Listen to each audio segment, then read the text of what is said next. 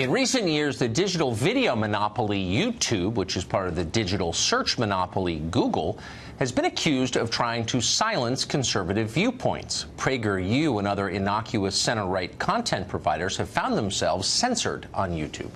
YouTube denies doing any of this on purpose. It was accidental, they say. We have no political agenda. Well, it turns out that's a lie.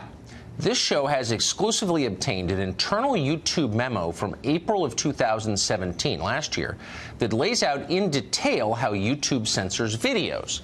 One of the reasons the extent of YouTube censorship isn't obvious to most people is because the company is smart enough not to scrub every video it wants to censor. Instead, many videos wind up in what the memo describes as limited state. Sounds like something out of Scientology. Videos in limited state are intentionally pushed down on the site, so they're harder to find. They're also demonetized, meaning the people who post them can't make money from them, no matter how often they're viewed. Think that isn't a big deal? What would happen if you couldn't find the New York Times on a newsstand? What would happen if its publishers weren't allowed to make money from selling it? Would that qualify as censorship? Obviously. Of course it would. So what are the criteria for censoring videos on YouTube?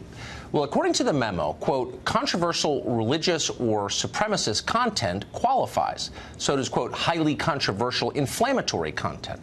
What exactly does any of that mean? None of it is defined. It's totally subjective. YouTube makes the call and does so with maximum political intent. For example, YouTube decided it was inflammatory for PragerU to question the notion that all cops are racist.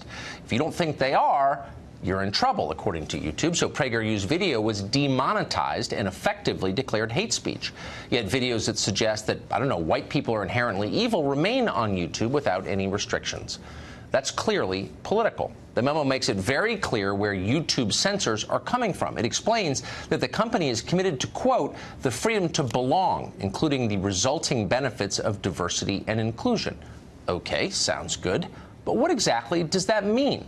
Again, it's entirely subjective and intentionally so. At one point, the memo declares that any, quote, demeaning language against a protected group may result in a video being removed from the site. So who are these protected groups? Well, according to YouTube, refugees are a protected group. So let's say you don't like the fact that refugees are being resettled in your neighborhood, for example. You've assumed it was your right as a citizen to disagree with government policy. Nope. Not according to YouTube. They will censor your complaints about what your government is doing and call you a bigot in the process if you don't like refugee resettlement policy, for example.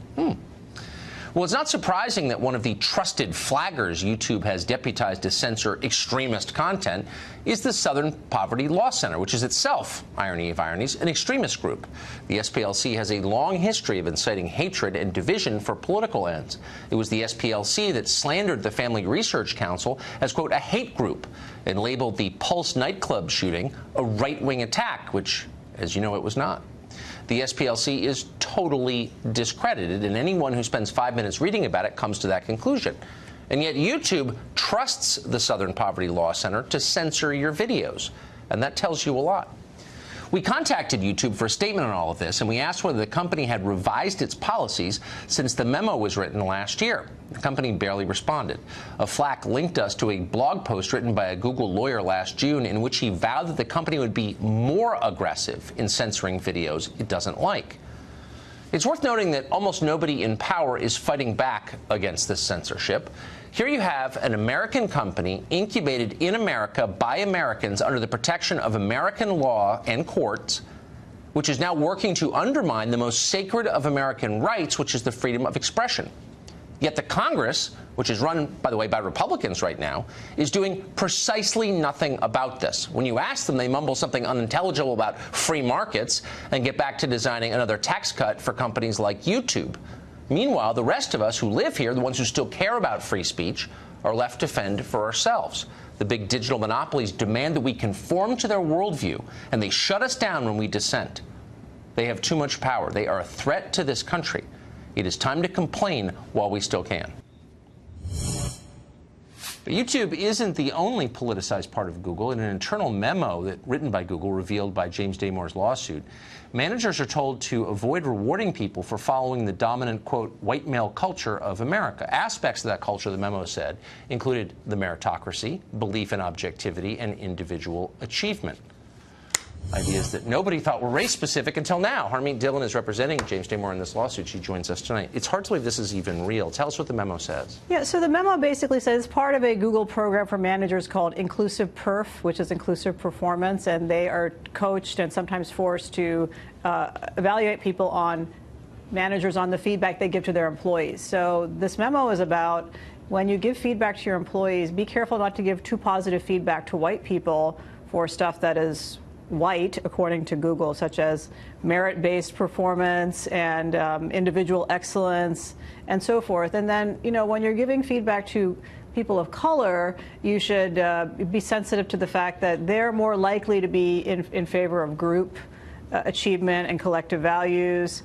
There's some negative traits associated with whites, which is supposed to be that they talk about you instead of to you, you know, so they're backstabbing. There are these gross racial stereotypes on both sides that are deeply offensive. For example, to say that this stereotype that whites care about meritocracy and accomplishment is to imply that other races don't. I mean, so this is clearly absurd. And the most absurd thing is that James Damore purportedly, after the fact, was let go because of gender stereotypes. But Google perpetuates racial stereotypes every single day in its management. It's shocking. But they don't, of course, hold their, I don't know, programming staff to these same standards. I mean, No. Of course, they demand excellence when it comes to writing the code that is the basis of their business. Right, of course they should. Right, yeah, of course, and as they should, by the way. I agree with that. So what's their response been? I mean, this seems horrifying, incredibly divisive, inherently bigoted, as you just pointed out. Are they conceding this is real? No, I don't think they get it. I mean, Google is too big to fail, too powerful to be questioned, and so they've been getting away with this. And in fact, in the face of our lawsuit, they simply describe all criticism of their race baiting and racial gerrymandering as alt-right criticism. So all of us why are look? You've been you know, you and I had the same job 25 years ago. You've been a conservative your whole life. You're on the Dartmouth Review 30 years ago. Why are conservatives, Republicans in Washington defending this crap, defending Google? Why aren't they doing something about this? Well, I'm afraid one very crass reason is that Google spreads the money around both sides. So members of Congress and the Senate who have power to do something about antitrust issues, these gross employment violations, they don't care. It's hard to get their attention.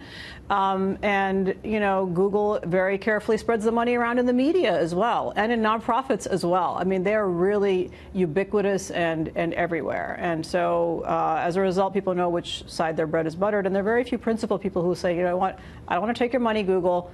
I'm going to criticize you, and I'm going to be objective about it. So that's what we're running up against here in this case. Now, there are a lot of patriots who are shocked by this. I mean, we've had the recent example just this week of Google trying to seal our lawsuit. In fact, they have sealed it for a 2-month period, believe it or not. They called up the court and they said, you know, some of our employees are being harassed. We want to bring a motion to seal this entire lawsuit. And the court has sealed it for 2 months. So for 2 months now, the public is not going to be able to go to the Santa Clara County Superior Court and read that. But where's the outrage? Nobody seems to care. Well, it's on this show. Thank you for all you're doing. Harmeet Dillon, thank you. Thanks for having me.